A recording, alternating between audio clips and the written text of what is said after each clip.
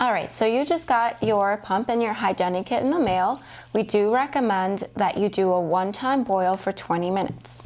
So the pieces you won't ever have to boil or wash will be the adapter caps, the tubing, and the tubing adapter. So you can go ahead and set that over to the side.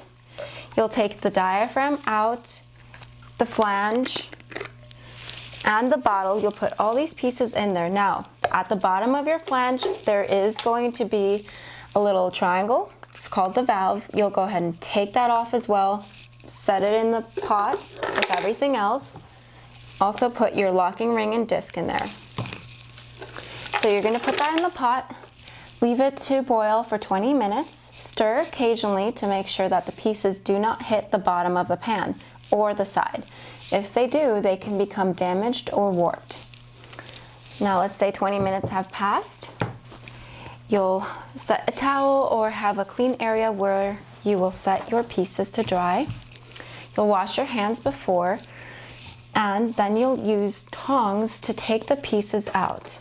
You'll leave them to dry on a clean flat surface, air dry. You do not need to boil after that one time unless you've been instructed by your healthcare provider.